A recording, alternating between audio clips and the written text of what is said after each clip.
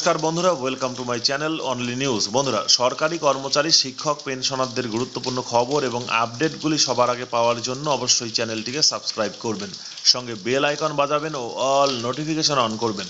বন্ধুরা, এই মুহূর্তে রাজ্যের সরকারি কর্মচারী, শিক্ষক, পেনশনারদের জন্য বিরাট বড় গুরুত্বপূর্ণ খবর। আপনারা জানেন, নতুন হারে ডিএ মে মাস থেকে দেওয়ার কথা ছিল। মুখ্যমন্ত্রী মমতা বন্দ্যোপাধ্যায়ের ঘোষণা মতো এপ্রিল মাস থেকে ডিএ দেওয়া হবে, এমনটা কিন্তু করিডেন্ডাম করা হয়েছে।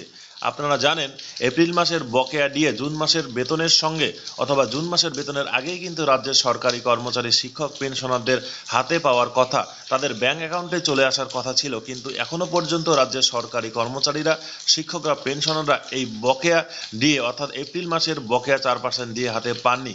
কবে পাবেন এই বকেয়া 4% ডিএ?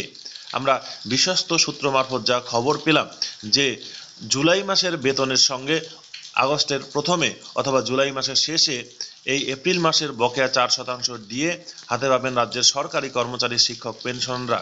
যদি সেটা না হয়, সেক্ষেত্রে জুলাই মাসের বেতন হওয়ার আগেই অর্থাৎ অগস্টের আগে জুলাইয়ের শেষের দিকে পৃথকভাবে রাজ্যের সরকারি কর্মচারী, শিক্ষক, পেনশনারদের ব্যাংকের খাতায় এই বকেয়া 4% ডিএ চলে আসতে পারে। ধন্যবাদ বন্ধুরা ভিডিওটি দেখার জন্য। সঙ্গে থাকবেন অনলি নিউজ। শিক্ষক, সরকারি কর্মচারী, পেনশনারদের যে কোনো রকম গুরুত্বপূর্ণ খবর এবং আপডেটগুলি খুব দ্রুত পাওয়ার জন্য আপনারা অবশ্যই চ্যানেলটিকে সাবস্ক্রাইব করে নিন, সঙ্গে বেল আইকন বাজিয়ে রাখেন। ধন্যবাদ।